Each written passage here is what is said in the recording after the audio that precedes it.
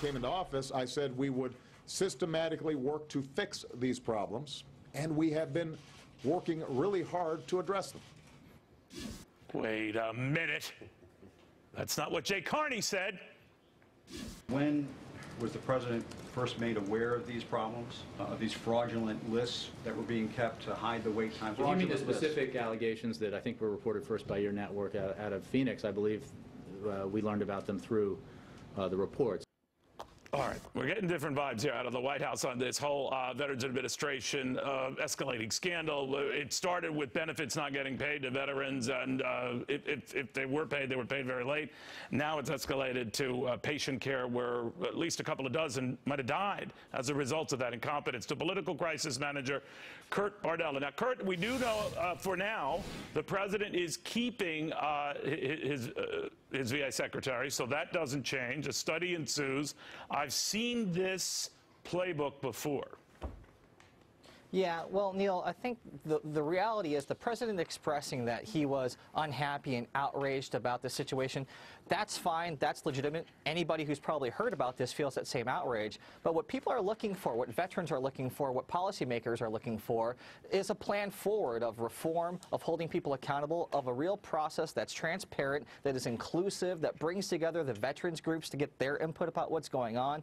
The reason why this is such a potent issue is because these are real people. These are someone's grandfather or father or brother or son, are military heroes who have put their lives on the line. They deserve the best care possible. Well, that's what makes, no, you raise a good, but that's what makes a difference here, and that's what's igniting this bipartisan rage, because these are our heroes, and a lot of them are getting old, and they need our help, and I think on the right or the left, you want to do the right thing. And right, apparently the right thing isn't happening here. But my issue, I guess, was something you raised a little earlier, Kurt, was this professed rage on the part of the president. I just think when you say you're mad or you're really furious, you can't just say you're really mad or really furious. You've really got to, I don't know, act it out, don't you?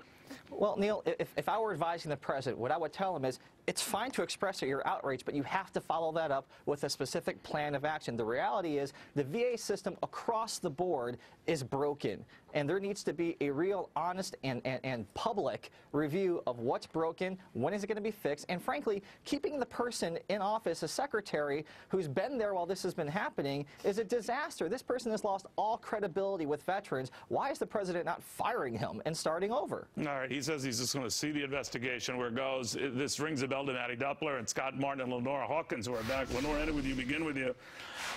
This is the way it rolls out. I'm annoyed, I'm outraged, I'm going to get an investigation going. I never see the finished investigation, though.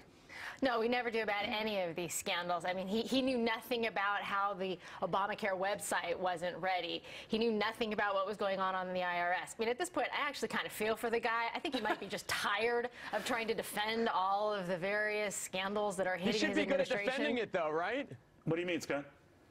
He should be good at defending it, Neil, because he's deflecting one of these things every quarter, and that's the problem, though. Don't you think that after all these scandals, to your point about being really angry about something, don't you think the guy would finally say, okay, I figured out how to stop all this. I'm going to put somebody's butt on the line, and they're going to be in big trouble, because that's the whole thing. These scandals keep happening because there's nothing that's going to happen at the top. I don't think that's his style, and I know they call him no drama Obama, Maddie, and all that, but sometimes you need some drama, and when a situation like this, you need some drama. Well, listen, this is why nothing's going to happen on the VA scandal, because it's emblematic of what the president stands for. Looking at the VA, it is this huge bureaucracy. When we're looking at the spending that was happening in Arizona, it was all an administrative cost. The head of the department there was getting bonuses. What this is a look at what big government looks like and what that does, and it obscures where money's going, and it also has no interest in improving services. It has interest in keeping people on the government payroll. So, Kurt, where do you see this going? Is it not going far, or what do you predict? This is going one of two ways. This is either going to be, realistically, Barack Obama's Hurricane Katrina moment, where the Bush administration lost the American people and everybody, was when they showed the ineptness of government not being able to provide its most basic essential services. If the president doesn't get serious about being transparent and about putting forward a plan that involves Capitol Hill, that involves lawmakers, that involves a real path for reform and gutting the VA and starting over, this will be Barack Obama's Hurricane Katrina. Guys, I want to thank you very much. Just a reminder, you folks back home, I don't care what your political views are.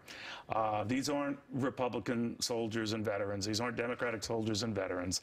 These are the guys who in a foxhole you really didn't care the political affiliation. They're old, they're hurting, they need us. We owe them. More to this.